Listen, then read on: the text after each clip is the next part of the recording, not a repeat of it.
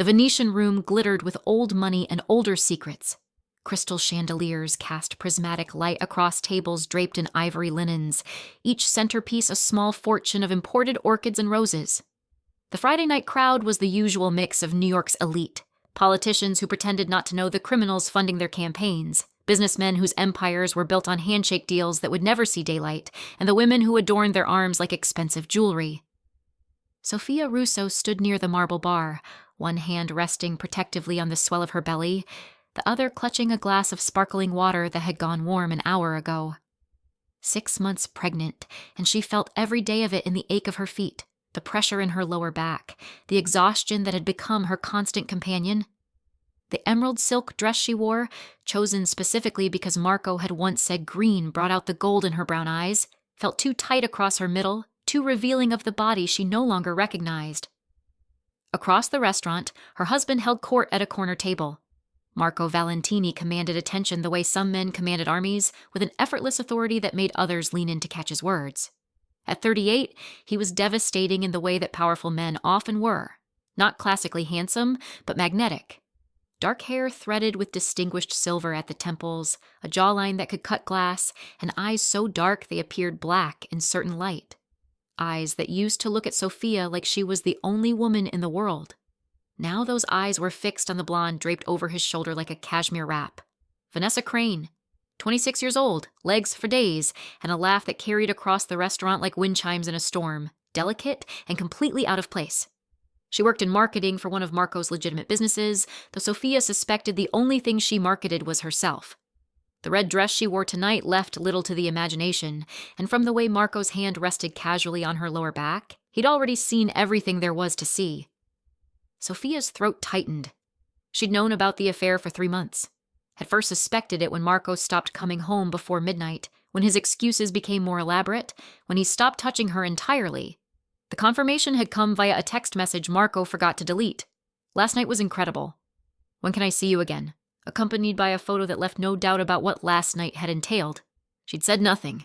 What was there to say? Marco Valentini didn't answer to anyone, least of all his wife. The Valentini family controlled most of the port traffic in New York, laundered money through a dozen legitimate businesses, and had enough politicians on payroll to make legal problems disappear like morning fog. Marco had inherited the empire from his father at 25 and had spent the last 13 years expanding it into something that touched every corner of the eastern seaboard. And Sofia? She was the accessory he'd acquired at the same time, the appropriate wife from an appropriate family, selected for her pedigree and her silence. If you're enjoying this story so far, don't forget to hit the like button and subscribe. Drop a comment telling me where in the world you're watching from. I love hearing from you. Mrs. Valentini, can I get you anything else? The bartender's voice was kind, his eyes sympathetic. He'd been watching her stand here alone for the past hour while her husband entertained his mistress 50 feet away. I'm fine, thank you. The lie came easily after years of practice. Sofia Valentini, she corrected herself bitterly, had become an expert in fine. Fine when Marco missed their anniversary dinner. Fine when he forgot her birthday. Fine when he'd barely reacted to the news that she was pregnant, had simply nodded and said, "That's good," before returning to his phone. She shouldn't have come tonight. Marco had made it clear her presence wasn't required at this business dinner, but some stubborn part of her, the part that remembered the man he'd been when they first married, had insisted on appearing, on reminding him that she existed, that she was carrying his child, that she deserved more than this public humiliation. The baby kicked, a flutter of movement that made Sofia's breath catch. A boy. The ultrasound had revealed 2 weeks ago. Marco hadn't been there for that appointment either. Had sent his driver to take her, as if she were a package being delivered rather than his wife learning about their son. "Sofia, darling." The voice cut through her thoughts like a blade wrapped in honey. Vanessa Crane separated herself from Marco's table and glided across the restaurant, red dress clinging to her curves, a wineglass dangling from her perfectly manicured fingers. She moved with the confidence of someone who'd never been told no, who'd never faced a consequence she couldn't charm her way out of. Sofia straightened, her hand instinctively moving to cradle her belly. "Vanessa, I didn't know you'd be here tonight." Vanessa's smile was all teeth, sharp and predatory. "Marco mentioned this was just business. I'm his wife." Sofia kept her voice level, refusing to show how deeply the words cut. "Where he goes, I go. How traditional? Vanessa's eyes dropped pointedly to Sofia's belly, her smile widening. Though I suppose in your condition, it must be difficult to keep up with a man like Marco. He has such vigorous appetites. The implication was clear, delivered with the casual cruelty of someone who'd never been pregnant, never carried another life inside her body, never understood that exhaustion could be bone-deep and permanent. Is there something you need, Vanessa? Sofia's voice came out colder than she'd intended, carrying an edge that made several nearby diners glance over. Oh, I was just coming to thank you. Vanessa took a sip of her wine, her eyes glittering with malice. For being so understanding about Marco's needs. Not every wife would be so accommodating. Sofia's fingers tightened on her water glass. I don't know what you think you're... Please! Vanessa laughed, the sound like breaking glass. Everyone knows, Sofia. The whole restaurant knows. The whole city knows. Marco doesn't exactly hide his affections. She gestured toward the corner table where Marco was deep in conversation with two men Sofia recognized as his lieutenants. He hadn't even noticed his mistress had left the table. Hadn't noticed his pregnant wife standing at the bar like a ghost at her own life. You should go back to your table, Sofia said quietly, her voice shaking despite her efforts to control it. Before you say something you'll regret. Regret? Vanessa's expression shifted, something darker sliding beneath the polished surface. Why would I regret anything? I'm not the one who trapped a man with a pregnancy he never wanted. I'm not the one clinging to a marriage that's been dead for years. The words hit like physical blows. Sofia felt her vision blur, tears threatening despite her determination not to give this woman the satisfaction of seeing her cry. Marco loves me, Vanessa continued, her voice dropping to a stage whisper that somehow carried across the suddenly quiet restaurant. He tells me everything. How you bore him, how you've let yourself go, how he only stays because divorce would be complicated for his business. She leaned closer, wine sloshing dangerously in her glass. How he wishes that baby wasn't his. Sofia's breath stopped in her lungs. The restaurant had gone completely silent now, all eyes on the two women. She could feel the weight of those stares, the judgment, the pity, the schadenfreude of watching someone else's marriage implode in public. That's not true. But even as Sofia said it, doubt crept in. Was it true? Had Marco said those things? Did he resent her pregnancy? Did he wish she would simply disappear? Isn't it? Vanessa's smile was triumphant now, victorious. She raised her wine glass, and for a moment Sofia thought she was going to toast. To what? Sofia's humiliation? Her own conquest? Instead, Vanessa tipped the glass forward. Red wine arced through the air in slow motion, a crimson wave that caught the light from the chandeliers before splashing across Sofia's chest, soaking into the emerald silk, spreading like blood across the expensive fabric. The liquid was cold, shocking, and utterly deliberate. Sofia gasped, stumbling backward, her hand flying to her belly protectively. The wine dripped down her dress, pooled on the marble floor, the sharp smell of it filling her nostrils and making her stomach turn. The restaurant erupted in gasps and murmurs. Someone dropped silverware with a clatter. A woman at a nearby table said, "Oh my God!" her voice horrified and delighted in equal measure. And across the restaurant, Marco Valentini laughed. It wasn't a shocked laugh or an uncomfortable laugh. It was genuine amusement, rich and full, the kind of laugh he used to save for moments of real joy. He was looking at her. Finally, after an hour of pretending she didn't exist, he was looking at her, and he was laughing at her humiliation. Vanessa joined him, her laugh higher, more performative, designed to broadcast her victory to everyone watching. She set her empty wineglass on the bar with a delicate clink, her eyes never leaving Sofia's face. "Oops," Vanessa said, her voice carrying across the silent restaurant. "How clumsy of me." Sofia stood frozen, wine dripping from her hair, her dress, her hands. The baby kicked again, harder this time, as if sensing his mother's distress. She felt something crack inside her chest, something that had been developing hairline fractures for months, finally splitting clean through. This was it. This was the moment that defined everything. She could cry, could run from the restaurant, could give Marco and his mistress exactly what they wanted. Evidence of her weakness, proof that she was the pathetic creature they believed her to be. Or she could show them exactly who Sofia Russo had been before she became Sofia Valentini, before she'd traded her power for the illusion of love. Sofia straightened slowly, deliberately. She reached into her clutch with wine-stained fingers and pulled out a handkerchief, using it to carefully wipe her hands, her movements precise and controlled. The restaurant watched in breathless silence. Then she looked directly at Marco, meeting his eyes across 50 feet of marble and malice. "You should ask your mistress her full name," Sofia said, her voice carrying in the sudden quiet, "before you celebrate too enthusiastically." Marco's laughter died. Something in Sofia's tone, and the absolute calm of her delivery, made his expression shift from amusement to uncertainty. "What are you talking about?" Vanessa's voice had lost its confident edge, a thread of nervousness creeping in. Sofia ignored her, her eyes locked on Marco. "Did she tell you who her father is? What family she comes from?" "Her father owns some tech company in California," Marco said dismissively, but his lieutenant, Anthony Rizzo, a man who'd served the Valentini family for 30 years, had gone very still beside him. "Boss," Anthony said quietly, his voice urgent. "What did she say her last name was?" "Crane." Marco's voice was impatient. "Vanessa Crane. What does it matter?" "Crane." Sofia let the name hang in the air for a moment, watching realization begin to dawn on Anthony's face, watching the color drain from his cheeks. "Tell him, Anthony. Tell him what that name means." Anthony was already pulling out his phone, his fingers moving frantically across the screen.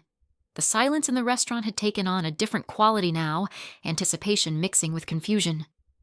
"Boss." Anthony's voice was strangled.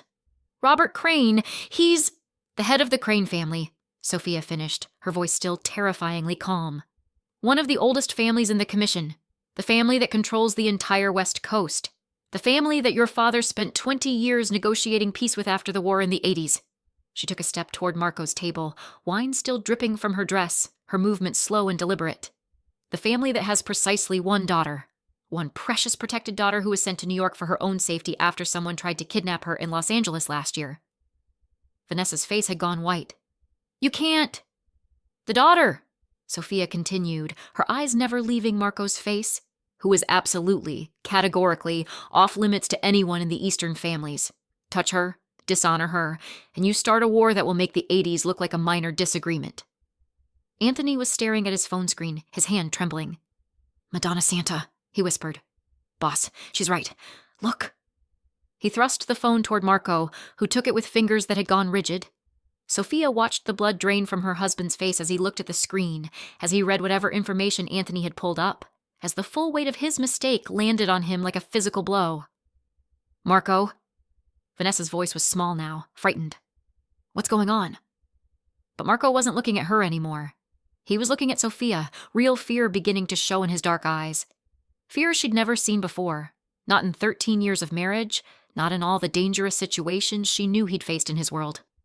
"Sofia," he said, his voice carefully controlled. "Let's discuss this privately." "Privately?" Sofia laughed, and the sound was nothing like Vanessa's delicate chimes. It was harsh and bitter and full of every hurt she'd swallowed over the past 3 years. "Like you discussed your affair privately? Like you privately humiliated me for months while I carried your son?" She turned to Vanessa, who'd backed up against the bar, her confident facade completely shattered. "Did you tell him why you really came to New York, Vanessa? Why Daddy sent you here? Or were you too busy playing dress-up in designer clothes and pretending to be something you're not?" "I don't know what you're talking about," Vanessa stammered, but the lie was obvious now, written all over her face.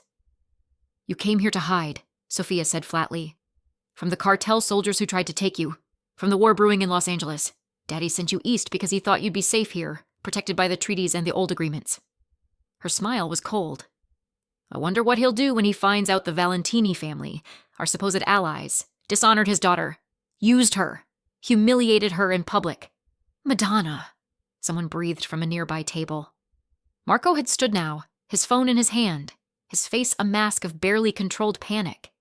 "Sofia, you don't understand." "I understand perfectly." Sofia's voice cut through his excuse like a knife. "You've been having an affair with Robert Crane's daughter. The one man in America you absolutely cannot cross. The one family that could destroy everything your father built in a matter of weeks if they chose to go to war." She looked around the restaurant, at the dozens of witnesses to this disaster, at the phones that had inevitably been pulled out to record the confrontation. By tomorrow morning, this story would be all over the underground networks. By tomorrow afternoon, Robert Crane would know that his daughter had been disrespected by the Valentini family.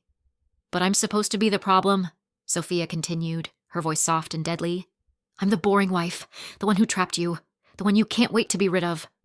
She pressed her hand to her belly, feeling her son move beneath her palm. "Not the woman you've been sleeping with who's about to start a war that will get you killed."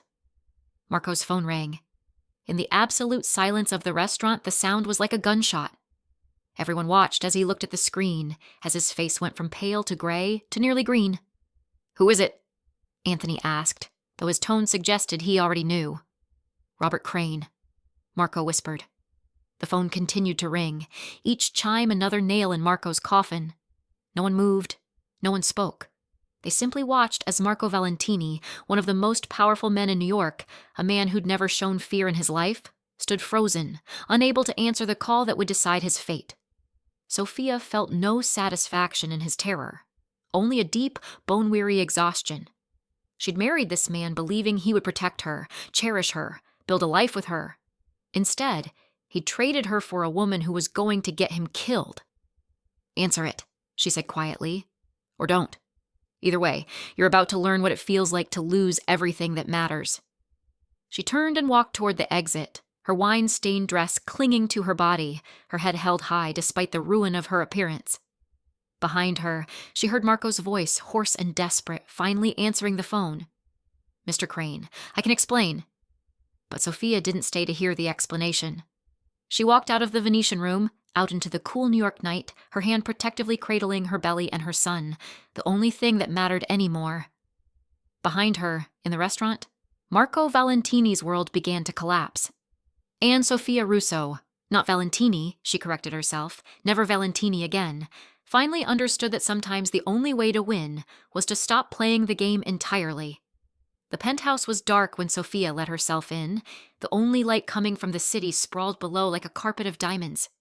Her hands shook as she turned the lock, as she leaned against the door, as the adrenaline that had sustained her through the confrontation finally drained away, leaving nothing but exhaustion and the beginning of real fear. What had she done? The questions circled in her mind as she kicked off her heels and left them where they fell. Her feet were swollen, aching from standing too long, and the baby was pressing against her ribs in a way that made breathing difficult. She walked through the expansive living room, all marble and leather and expensive art that Marco had chosen without consulting her, toward the bedroom. The wine-stained dress came off in the bathroom, peeling away from her skin like a second layer of humiliation. Sofia caught sight of herself in the mirror and barely recognized the woman staring back. Her dark hair, usually glossy and perfectly styled, hung in wine-dampened strands around her face. Her makeup had run, creating dark smudges beneath her brown eyes. And her body, God, her body barely resembled the one she'd had a year ago. The pregnancy had softened her everywhere, had taken the sharp edges she'd maintained through careful diet and exercise, and replaced them with curves and swelling and a belly that seemed to grow larger every day. No wonder Marco had stopped looking at her. The thought came unbidden and bitter. Sofia pressed her hands against the marble counter, her head dropping forward as the first sob broke free, then another, and another, until she was crying in great, gasping heaves that made her ribs ache and her son kick in distress. She'd loved Marco once. Really, genuinely loved him. When they'd first married, an arrangement between families, yes, but one she'd entered willingly, he'd been different, attentive, kind. He'd brought her coffee in the morning, had asked about her day, had made love to her like she was something precious. She'd believed they could build something real, something lasting, despite the circumstances of their union. When had it changed? She couldn't pinpoint the exact moment. It had been gradual, like ice forming on a pond. First, the late nights at work. Then the missed dinners, the conversations that grew shorter and more distant, the touch that became perfunctory, then rare, then non-existent. By the time she'd discovered she was pregnant, they were already living separate lives under the same roof. And she'd said nothing. Had swallowed her hurt and her loneliness because that was what women in her world did. You married for family, for alliance, for power. Love was a luxury, and happiness was something you found in your children, not your husband. But tonight, seeing him laugh while his mistress humiliated her, seeing him choose that woman over his pregnant wife in front of half of New York's elite, something inside Sofia had finally broken beyond repair. Her phone buzzed from where she'd dropped it on the counter. Sofia wiped her eyes and looked at the screen, her stomach dropping at the name displayed there. Papa. Her finger hovered over the decline button. She wasn't ready for this conversation, wasn't ready to face what came next. But Leonardo Russo didn't call his daughter at midnight unless it was important. And after the scene at the restaurant, he definitely heard what happened. She answered, Papa, figlia mia. Her father's voice was warm molasses and steel, the combination that had made him one of the most respected men in their world. Are you alone? Yes. Sofia's voice cracked on the word. Marco hasn't come home yet. Good. Keep it that way. Don't let him in when he does. Sofia blinked, surprised by the directness of the command. Papa, I don't think... Sofia. Her father's tone sharpened. I've had 3 phone calls in the last hour. One from Robert Crane himself, who is currently on a plane from Los Angeles. One from Giuseppe Valentini, who is having a stroke trying to figure out how to clean up his son's mess. And one from my cousin in the commission, who wanted to know if the Russo family was aware that our daughter had been publicly humiliated by her husband. The words landed like stones. Sofia sank onto the closed toilet seat, her free hand pressed against her belly. The video is everywhere, Leonardo continued, his voice gentling slightly. You, pregnant with Valentini's son, being doused in wine by Robert Crane's daughter while your husband laughed. And then your response. He paused. That was well done, Piccola. Very well done. You showed them exactly who you are. I showed them I was angry, Sofia whispered. I showed them I was hurt. You showed them you were a Russo, her father corrected. You stood your ground. You didn't cry, didn't run, didn't give them the satisfaction of breaking you, and you delivered information that changed everything in that room in under 2 minutes. That takes intelligence and control. Sofia closed her eyes, tears leaking from beneath her lids. I think I just started a war, Papa. No, Kara. Marco started a war the moment he touched Robert Crane's daughter. You simply made sure everyone knew about it before it could be hidden. Leonardo's voice hardened again, and now he has to face the consequences. What will happen? Sofia asked, though she wasn't sure she wanted to know the answer. That depends on Robert Crane and what he demands as restitution for the dishonor to his daughter. Leonardo paused. And on what you want, Sofia. The question caught her off guard. What I want? You're my daughter, not just Marco Valentini's wife. I let that marriage happen because you seemed happy, because the alliance benefited both families. But if you want out, if you want to come home, I will make that happen, regardless of the political complications. Sofia's throat tightened with emotion. Her father's support was absolute, unconditional in a way Marco's had never been. The baby is a Russo as much as a Valentini, Leonardo interrupted. More so, if Marco continues to be a fool about his priorities. You and your son will always have a place in this family, Sofia. Always. The promise wrapped around her like a warm blanket. For the first time since the wine had hit her dress, Sofia felt like she could breathe properly.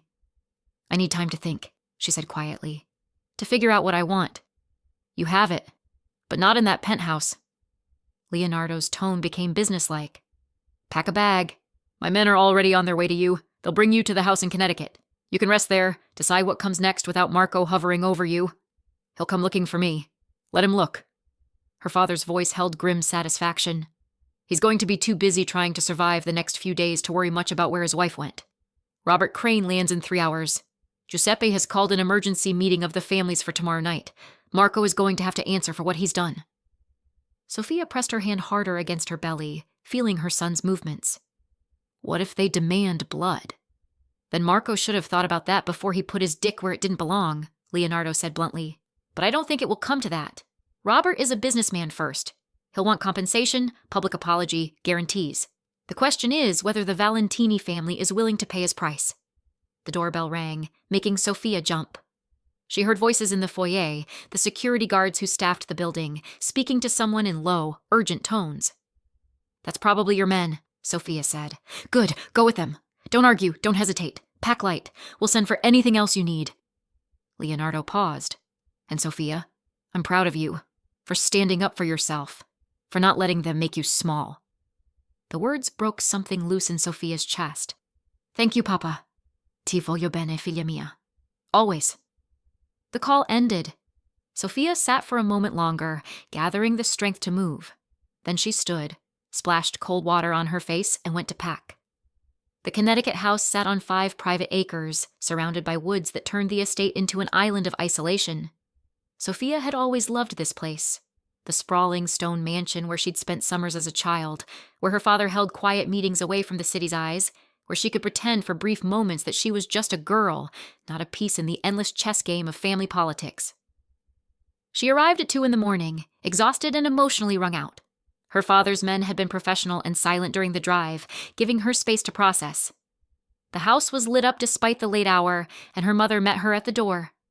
"Mia bambina," Juliana Russo whispered, pulling Sofia into an embrace that smelled of lavender and home. "Come inside. You need to rest." Sofia let herself be led to her old bedroom, unchanged from her teenage years, except for fresh flowers on the dresser and the fact that someone had already turned down the bed. She sank onto the mattress, her body aching. If you're hooked on this story, make sure to subscribe and turn on notifications so you never miss an upload. Your support means everything and helps me bring you more emotional stories like this one. "Tell me what happened," Juliana said gently, sitting beside her daughter on the bed. "All of it." So Sofia did. She told her mother about the months of Marco's distance, the affair she'd known about but said nothing, the pregnancy that was supposed to fix things but only made everything worse. She described the restaurant, Vanessa's cruelty, the wine, Marco's laughter. And finally, the moment when everything had shifted, when she'd stopped being the victim and become something else entirely. Juliana listened without interrupting, her face growing harder with each detail. When Sofia finished, her mother was quiet for a long moment. "I never liked him," Juliana finally said. "Marco. Even when you first married. He always seemed like a man who would take and take until there was nothing left to give. You didn't say anything. You seemed happy. And your father believed the alliance was important." Juliana's mouth tightened. "But I should have said something. Should have warned you that men like Marco don't change. They only show you who they really are when the mask becomes too heavy to hold up." Sofia leaned against her mother's shoulder, feeling 16 again instead of 29. "I don't know what to do, Mama. About the marriage, about the baby, about any of it." "Tonight you sleep," Juliana said firmly. "Tomorrow we figure out the rest. But Sofia," she waited until her daughter looked up, "you don't owe Marco Valentini anything. Not your forgiveness, not your presence, not another chance to hurt you. Whatever you decide, your father and I will support you completely." The promise was a lifeline Sofia hadn't known she needed. She nodded, too tired for words, and let her mother help her out of her clothes and into bed. Within minutes, exhaustion pulled her under into a dreamless sleep. Sofia woke to sunlight streaming through her bedroom window and the smell of her mother's cooking drifting up from the kitchen. For a moment, she felt disoriented. This wasn't her bed, wasn't her apartment, wasn't her life. Then the events of the previous night crashed back, and she groaned, rolling onto her side with difficulty. Her phone sat on the nightstand, and she could see the screen lighting up repeatedly with notifications. 53 missed calls, 47 text messages, multiple voicemails, all from Marco. Sofia reached for the phone, her hand hovering over it before pulling back. She wasn't ready to hear his excuses or his anger or whatever emotion he'd decided to weaponize today. Instead, she got up, showered in her old bathroom, and dressed in the clean clothes someone had laid out for her, soft leggings and an oversized sweater that accommodated her belly without calling attention to it. When she made her way downstairs, she found her father in his study, behind his massive oak desk, looking at something on his computer screen with an expression she couldn't quite read. "Papa?" Leonardo looked up, his face softening when he saw her. "Sofia, come in. Close the door." She did, settling into one of the leather chairs across from his desk. "What's happened?" "Robert Crane arrived this morning. He's staying at the plaza, and he's already met with Giuseppe Valentini and several members of the commission." Leonardo leaned back in his chair, steepling his fingers. "The situation is delicate." "How delicate?" "Vanessa Crane has confessed to her father that she pursued the affair deliberately, that she lied to Marco about who she was, that she wanted to experience real danger instead of the protected life her father provided." Leonardo's expression darkened. "Robert is furious with her, but his fury at Marco is greater. The dishonor stands regardless of Vanessa's motivations." Sofia felt something twist in her chest. "So what does he want? Publicly? A formal apology from the Valentini family, a significant financial payment to the Crane family as restitution, and a guarantee that Vanessa will never be contacted by anyone in the Valentini organization again. Leonardo paused. Privately, he wants Marco to suffer. Suffer how? Her father's eyes met hers, and she saw something almost like pity there. He's demanding that Marco divorce you immediately, forfeit all claims to your son, and publicly acknowledge his failure as a husband. He wants Marco to lose his family the way Robert could have lost his daughter? The words should have hurt, should have felt like another humiliation. Instead, Sofia felt an unexpected lightness, as if someone had cut strings she hadn't realized were holding her down. And if Marco refuses, then Robert goes to war, and the commission, who have already seen the video of what happened, will support him. Marco humiliated his wife, a Russo, publicly. He endangered decades of peace by sleeping with Robert's daughter. He showed weakness and poor judgment. The old families don't tolerate that kind of disrespect. Sofia absorbed this slowly. So Marco's choice is to lose me and the baby, or lose everything. Essentially, yes. Leonardo watched her carefully. The question is, what do you want, Sofia? She looked down at her belly, at the visible proof of her son. What did she want?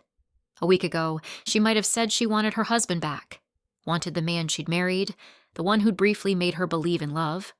But that man, if he'd ever really existed, was gone. Replaced by someone who'd laughed while she was humiliated, someone who'd chosen a stranger over his pregnant wife, someone who'd valued his pride over her dignity. I want a divorce, Sofia said clearly. I want full custody of my son. I want Marco to have no claim to him whatsoever. She looked up at her father. And I want it in writing, legally binding, before Robert Crane leaves New York. Leonardo's smile was proud and fierce. Consider it done.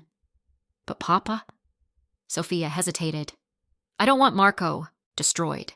Despite everything, he's still my son's father. I don't want him dead or ruined. I just want him gone from our lives. That's more mercy than he deserves, Leonardo observed. Maybe. Sofia's hand moved to cradle her belly. But it's what I can live with. What my son will be able to live with when he's old enough to ask questions about his father.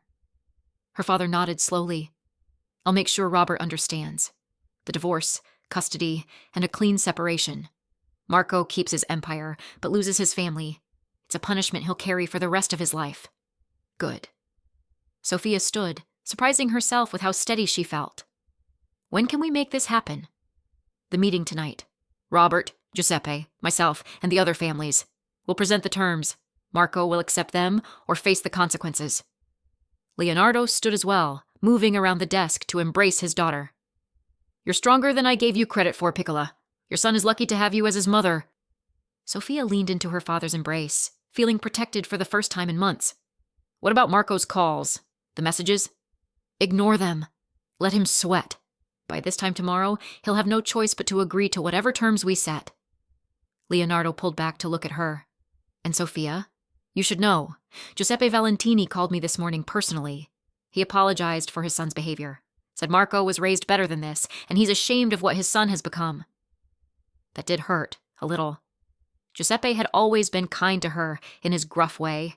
She'd hoped he saw her as more than just an alliance, had believed he'd welcomed her into the Valentini family with genuine warmth.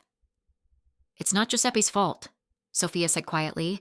He did his best with Marco, but you can't force someone to be better than they want to be. The rest of the day passed in a strange bubble of waiting. Sofia spent time with her mother, helping prepare dinner despite Juliana's protests that she should rest. The familiar rhythms of cooking, the chopping, the stirring, the careful attention to timing were soothing in a way nothing else could be. Her phone continued to buzz with Marco's calls and messages. Sofia finally opened the text thread, skimming through his increasing desperation. Sofia, where are you? We need to talk. This is a misunderstanding. Let me explain. Your father won't answer my calls. Neither will mine. What the hell is happening? Answer your goddamn phone. Please. I'm begging you. Just tell me you're safe. Sofia, I love you. I know I've been distant, but I love you. We can fix this. The last message had come through an hour ago. The meeting is tonight. Robert Crane is demanding my head. Your father won't help. Giuseppe says I brought this on myself. I need you to stand with me, Sofia. Please. As my wife. Sofia stared at that message for a long time. Even now, with his world crumbling, Marco thought she would stand beside him. thought her presence would somehow legitimize him, would show the families that he wasn't completely without honor. He'd learned nothing, understood nothing, still saw her as a prop in his life rather than a person who'd been systematically broken down over 3 years of neglect and betrayal. She typed a single response. No. Then she blocked his number. Leonardo left for the city at 5 o'clock, dressed in one of his impeccable dark suits, looking every inch the powerful man he was. He kissed Sofia's forehead before departing. "This will be finished tonight," he promised. "By morning, you'll be free." Sofia watched his car disappear down the long driveway, then returned to the living room where her mother was reading. Juliana looked up, setting aside her book. "Are you nervous?" "No," Sofia said, surprising herself with the truth. "I thought I would be, but I just feel tired. Like I've been holding my breath for years, and I'm finally allowed to exhale." "That's good." Juliana patted the sofa beside her. "Come sit. Tell me about the baby. Have you chosen a name?" Sofia settled beside her mother, grateful for the distraction. "I was thinking Lorenzo, after Papa. Or maybe Alessandro. Both are good, strong names." Juliana's hand covered Sofia's on her belly. "He's very active. Constantly. The doctor says he's healthy, growing well." Sofia smiled slightly. "At least one thing has gone right this year." They sat together in comfortable silence, feeling the baby move beneath their joined hands. Outside, darkness fell over the Connecticut countryside. And in the city, in a private room at Giuseppe Valentini's estate, Marco's fate was being decided. Leonardo returned just after midnight. Sofia had waited up, unable to sleep, pacing the living room until her mother had finally gone to bed with instructions to wake her when Papa returned. She heard the car in the driveway and met him at the door. His expression told her everything before he said a word. "It's done." Sofia felt her knees weaken with relief. Leonardo guided her to the living room, poured them both a drink, whiskey for him, water for her, and settled into his chair with a heavy sigh. "Tell me," Sofia said. Robert presented his demands. Divorce, custody, public acknowledgement of wrongdoing, financial restitution. Marco refused at first, said he wouldn't give up his son, wouldn't let you go. Leonardo's expression was grim. So, Robert explained exactly what would happen if Marco refused. The Crane family would declare vendetta. Every family on the West Coast would honor it. The war would be immediate, bloody, and ultimately unwinnable for the Valentinis. What did Marco say? He tried to negotiate, asked if he could have visitation rights, partial custody, something. Robert said no, said Marco had forfeited all rights to you and the child through his actions. Leonardo took a drink. Giuseppe supported Robert's position, said his son had brought shame on the family and needed to accept the consequences. Sofia's chest tightened. His own father sided against him? Giuseppe is old school. Honor matters more than blood. Marco dishonored you, dishonored the alliance between our families, and endangered everything through his poor judgment. Giuseppe won't protect him from that. Leonardo leaned forward. Marco finally agreed, signed the papers Robert's lawyers had prepared.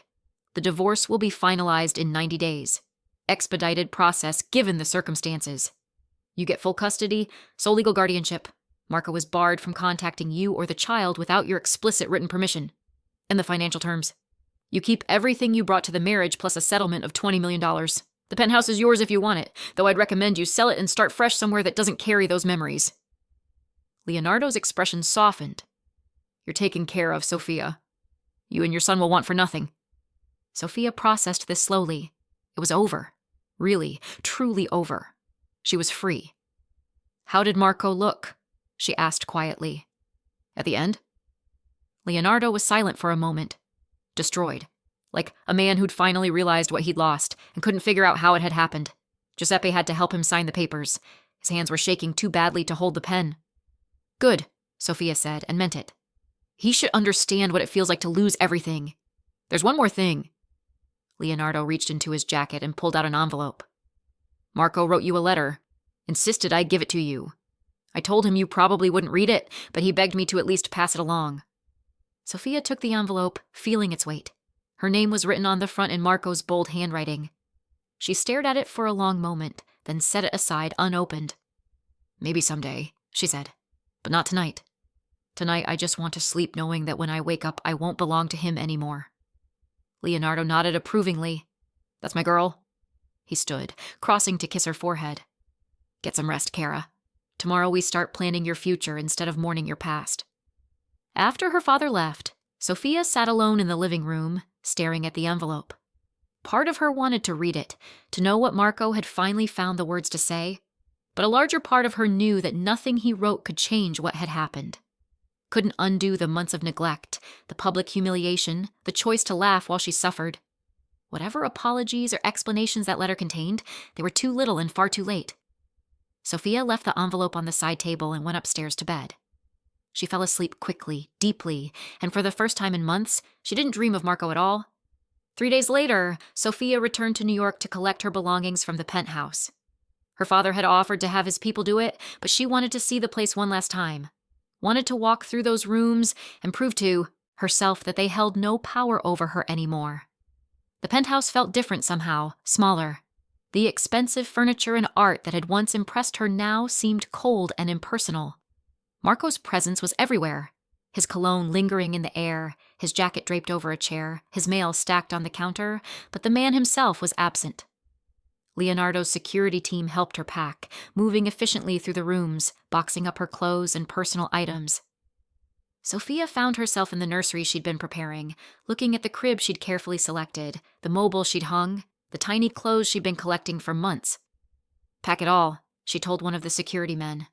"Everything for the baby. I want nothing from him in my son's life." It took 4 hours to clear out everything that belonged to her. In the end, Sofia walked through the empty spaces, her footsteps echoing on the marble floors, and felt nothing. No nostalgia, no regret. Just a distant curiosity about the woman she'd been when she'd lived here, that hopeful, naive girl who'd believed love could survive anything. She left her keys on the kitchen counter, beside the mail, where Marco would find them. No note, no goodbye. Just the keys and the absence where a wife had once been. Marco Valentini learned about Sofia's visit 3 hours after she'd left. He'd been at one of his legitimate businesses downtown, trying to lose himself in work, trying not to think about the empty penthouse or the divorce papers he'd been served that morning, or the son he'd never get to meet. When his assistant mentioned that the security logs showed extensive activity at the penthouse, Marco had dropped everything and driven there immediately, his heart hammering against his ribs. The penthouse was silent when he entered. Silent and somehow more empty than simply vacant. He walked through the rooms, seeing the spaces where Sofia's things had been, the closet that no longer held her clothes, the bathroom counter cleared of her products, the bookshelf missing the novels she'd been collecting. In the nursery, everything was gone. The crib, the changing table, the carefully chosen decorations. Even the paint color samples she'd taped to the wall, trying to decide between soft blue and sage green. The room was bare, anonymous, as if no child had ever been expected here. Marco sank onto the floor in the empty nursery, his back against the wall, and for the first time in as long as he could remember, he let himself cry. Not the controlled emotion he sometimes showed to manipulate situations, but real, ugly sobbing that came from somewhere deep in his chest. He'd destroyed everything. His marriage, his family, his future. And for what? For Vanessa Crane, a woman he'd barely known, who'd been using him for her own entertainment, who'd nearly started a war that would have killed him and everyone he cared about. He'd laughed while his pregnant wife was humiliated, had chosen his mistress over the woman carrying his son, had been so consumed by his own ego and desire that he'd failed to see what he had until it was gone. The keys Sofia had left on the counter felt like a knife between his ribs. No note, no explanation, no final words. Just the keys and the silence and the emptiness where his family should have been. Marco's phone buzzed. A text from his father. "Come to the house. We need to discuss your future." But Marco didn't move.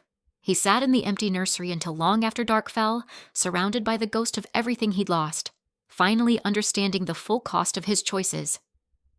6 months had passed since Sofia Russo walked out of Marco Valentini's life, and in that time she'd discovered something remarkable. She was happy. Not the performative happiness she'd worn like armor during her marriage. Not the forced smiles and careful words designed to hide her loneliness. Real happiness. The kind that came from building a life on her own terms, making choices that served her and her son rather than someone else's ego. She'd sold the penthouse immediately, using the money to buy a brownstone in Brooklyn. Quieter than Manhattan, with tree-lined streets and neighbors who had no idea who the Russo or Valentini families were. She decorated it herself, choosing soft colors and comfortable furniture, creating spaces that felt warm rather than impressive. a real home instead of a showpiece. The nursery she'd built was nothing like the one she'd planned in Marco's penthouse. This one had walls painted a soft sage green, with woodland creature decals and a rocking chair positioned near the window where morning light streamed in. Everything in it had been chosen by her, purchased by her, assembled by her father's men who'd shown surprising skill with furniture that required Allen wrenches and patience. Her son had been born 3 weeks ago. Alessandro Leonardo Russo, named for her father and her grandfather, carrying no trace of the Valentini name.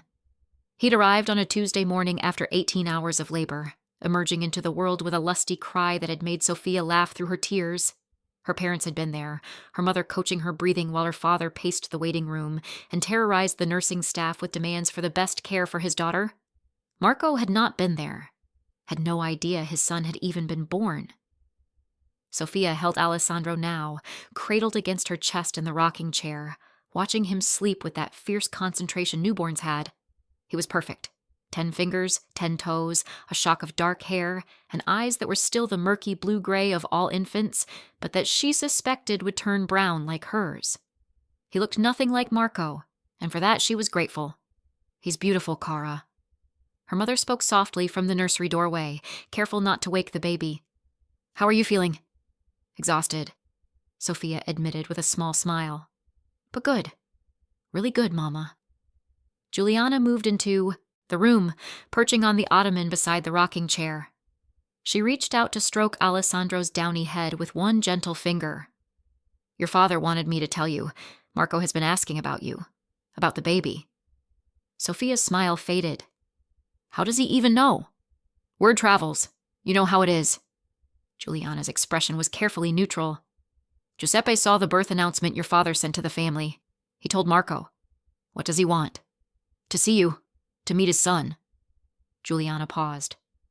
"Your father told him no, of course. The custody agreement is clear. No contact without your written permission. But Marco has been persistent." Sofia looked down at Alessandro, at his tiny, perfect face, and felt the fierce protectiveness that had been her constant companion since he was born, intensify to something almost painful. "No. He gave up his rights. He doesn't get to waltz back in now because it's convenient." "I agree." Juliana's voice was firm. "But I wanted you to be prepared. Marco is not handling this separation well, according to Giuseppe. He's become obsessed with the idea of seeing you, of making amends. Giuseppe is worried he might do something foolish." "Like what?" "Like showing up here uninvited." Juliana's eyes were serious. "Your father has increased security around the house. Marco won't get through, but he might try." The thought of Marco appearing on her doorstep, demanding entry, demanding to see the son he'd forfeited, it made Sofia's stomach turn. He signed the papers. He agreed to the terms. He doesn't get to change his mind now. "Men like Marco don't handle losing well," Juliana said quietly. "They're not accustomed to being told no. Just be careful, Sofia. And if he does contact you, don't respond. Let your father handle it." After her mother left, Sofia sat in the rocking chair for a long time, holding Alessandro and trying to quiet the anxiety that had settled in her chest. She'd been so careful to build this new life away from Marco, to create a space where her son could grow up without the shadow of his father's mistakes.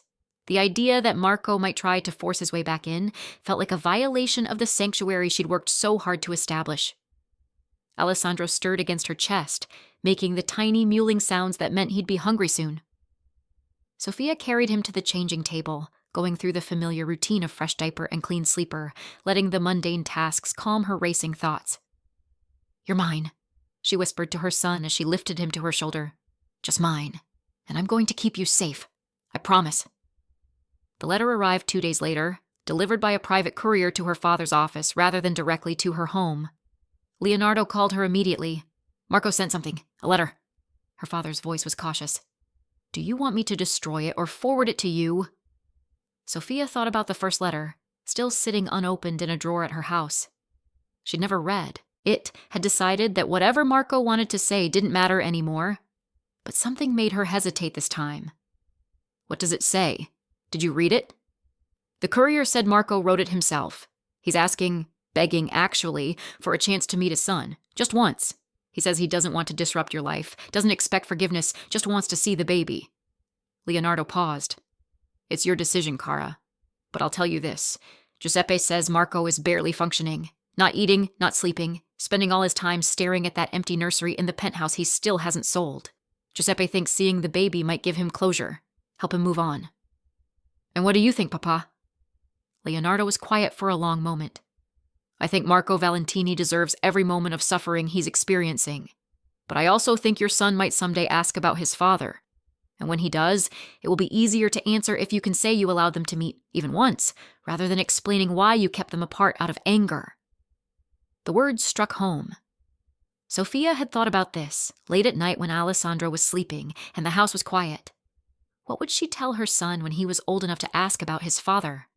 How would she explain that the man who'd given him life had never held him, never even seen him? One meeting, Sofia said finally. Supervised. At Papa's house, not mine. 1 hour. And if Marco does anything that makes me uncomfortable, he leaves immediately. Agreed. I'll arrange it. Leonardo's voice carried approval. You're being generous, Sofia. More generous than he deserves. I'm not doing it for him, Sofia replied. I'm doing it for Alessandro, so that someday, when he asks, I can tell him I gave his father a chance to be part of his life, and his father was the one who failed, not me. The meeting was scheduled for Sunday afternoon at the Connecticut estate. Sofia dressed carefully that morning, not to impress Marco, but to remind herself who she was now. Strong, independent. A mother who would protect her son at all costs. She wore dark jeans and a soft cashmere sweater, her hair pulled back in a simple ponytail, no makeup except mascara and lip gloss. She looked nothing like the woman who'd stood in the Venetian Room 6 months ago, wine-stained and humiliated. That woman was gone, replaced by someone harder and infinitely more certain of her worth. Alessandro was dressed in a tiny outfit her mother had chosen, soft blue cotton that brought out the fairness of his skin, made him look even more like a Russo than a Valentini. Sofia held him as they drove to Connecticut, her father beside her in the back seat, his presence a solid comfort. You don't have to do this, Leonardo said quietly. If you've changed your mind, we turn around right now. I haven't changed my mind. Sofia looked down at her sleeping son. But I need you to promise me something, Papa. If Marco tries to take him, if he does, anything to suggest he's not going to honor the agreement, I will put a bullet in him myself, Leonardo said flatly. He knows this. Giuseppe made it very clear what will happen if Marco violates the terms. The estate was quiet when they arrived, none of the usual staff visible. Her mother met them at the door, embracing Sofia carefully so as not to disturb the sleeping baby. He's in the library, Juliana said. He arrived an hour ago. Giuseppe is with him. Sofia nodded, her heart hammering. She'd thought she was ready for this, but now that the moment had arrived, she felt uncertain. What would she say to Marco? How would she feel seeing him again after all these months? The library doors were open. Sofia could see Giuseppe standing near the window, his weathered face grave. And Marco? He stood in the center of the room, and Sofia almost didn't recognize him. He'd lost weight, enough that his expensive suit hung loose on his frame. His face was gaunt, shadowed with exhaustion and something that looked like despair. His hair, usually perfectly styled, was disheveled as if he'd been running his hands through it repeatedly. When he looked up and saw her, the naked longing in his expression made her breath catch. Sofia. Her name on his lips was prayer and plea combined. She stepped into the library, her father a solid presence behind her. Marco. His eyes dropped to the bundle in her arms, and his face transformed. Wonder, grief, and desperate hunger all flickered across his features in rapid succession. Can I? You can look, Sofia said quietly, moving closer, but not close enough for him to touch. That's all. Marco nodded jerkily, his eyes never leaving Alessandro's face. Sofia carefully adjusted the blanket so he could see their son clearly. The perfect features, the dark hair, the tiny fingers curled against the blue cotton. Alessandro, she said. Alessandro Leonardo Russo. No Valentini. Marco's voice cracked on the words. No Valentini, Sofia confirmed. He's mine. Only mine. Marco's hand lifted as if to touch the baby, then dropped back to his side, fisting in the fabric of his pants. He's beautiful. He looks like you. Yes. They stood in silence, Marco staring at the son he'd never hold, Sofia maintaining the careful distance between them. Finally, Marco lifted his eyes to hers, and she saw tears tracking down his cheeks. I'm sorry. The words were raw, broken. God, Sofia, I'm so sorry. For everything. For the affair. For laughing. For being too blind and stupid to see what I had until I destroyed it. I would give anything, everything, to take it back. But you can't. Sofia's voice was steady. What's done is done, Marco. You made your choices. Now you live with them. I know. He wiped at his face with an impatient hand. I know I don't deserve forgiveness. Don't deserve you or him. But I needed you to know that I understand now. What I lost. What I threw away. It haunts me every day, Sofia. Every fucking day. Good, she said simply. I hope it hurts. I hope every time you think about us, it feels like a knife in your chest. Because that's what you did to me, Marco. You took someone who loved you and you destroyed her piece by piece until there was nothing left but anger and self-preservation. Marco flinched as if she'd struck him. I was an idiot. I took you for granted. Convinced myself I deserved more. That the affair was somehow justified because you didn't excite me anymore. I blamed you for my own emptiness. His voice dropped to barely above a whisper. But you weren't boring, Sofia. You were real. And I was too much of a coward to face real, so I ran to fantasy. To a woman who was playing a role, who wanted nothing from me but money and status. While you wanted a partner, a husband. And I couldn't be bothered to show up. The words should have provided satisfaction. This was what she'd wanted 6 months ago. Acknowledgement, apology, understanding of what he'd done. But now, holding her son and looking at the wreckage of the man she'd once loved, Sofia felt only exhaustion. It doesn't matter anymore, she said quietly. Your regret doesn't change anything. Doesn't give me back the years I wasted waiting for you to love me. Doesn't erase the humiliation, or the loneliness, or the pain. I know. Marco's shoulders sagged. I just needed you to hear it. Needed to look you in the eye and tell you that I know I failed you. That you deserved so much better than what I gave you.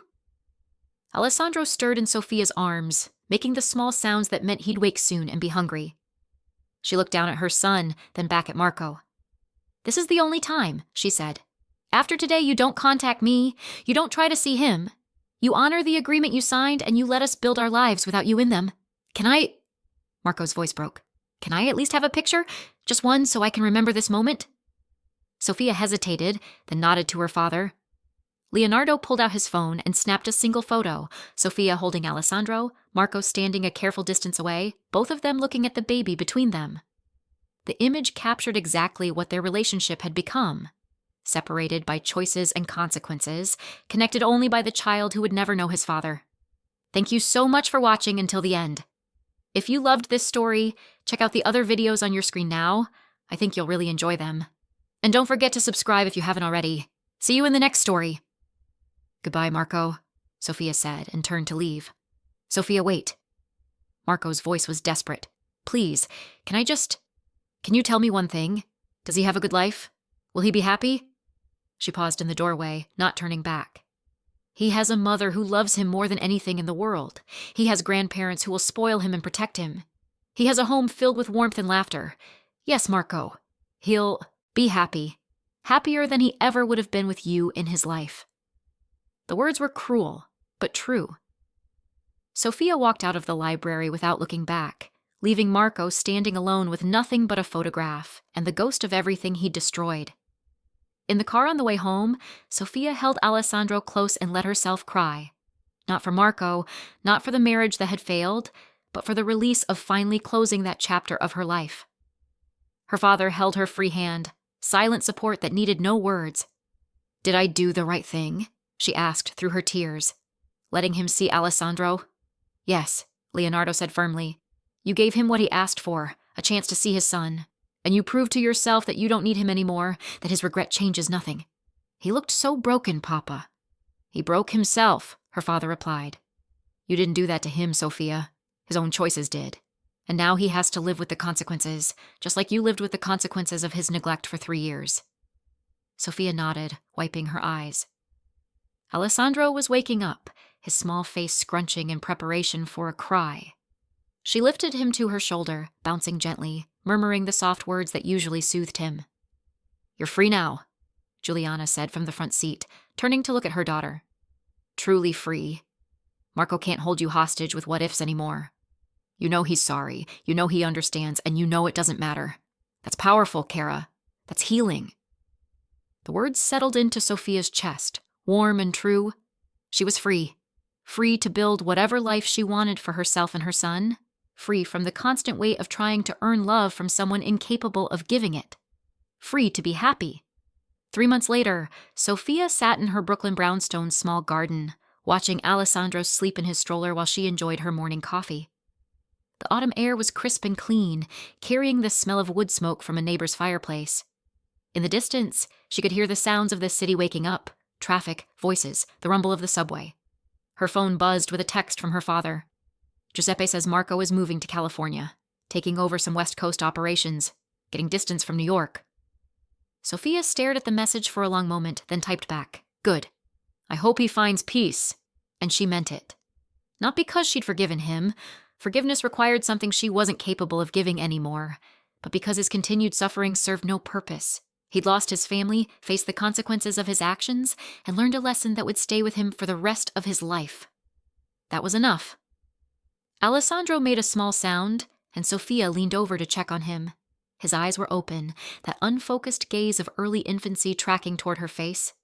When he saw her, his mouth curved in what might have been a smile or might have been gas, but either way, it made her heart squeeze with love, so fierce it was almost painful. "It's just you and me, Piccolo," she whispered to her son, "and that's exactly how it should be." She picked him up, holding him close, breathing in his sweet baby scent. The brownstone, the garden, the life she'd built, none of it looked like what she'd imagined when she'd married Marco Valentini. It was smaller, quieter, simpler, but it was hers. Built by her choices, sustained by her strength, filled with genuine happiness instead of performed contentment. In the end, Vanessa Crane throwing wine on her dress had been the greatest gift Sofia had ever received. It had forced her to stop pretending, to stop accepting the unacceptable, to stop disappearing into someone else's shadow. The humiliation had been the catalyst that transformed her from Marco Valentini's forgotten wife into Sofia Russo, mother, survivor, and finally, truly, free. As she carried Alessandro inside, Sofia didn't think about Marco boarding a plane to California. Didn't wonder if he still looked at that photograph of them in the library. Didn't care whether he'd learned to live with his choices or was still drowning in regret. Her story had moved beyond him. And in moving beyond him, she'd found something infinitely more valuable than the love of a man who didn't know how to cherish her. She'd found herself.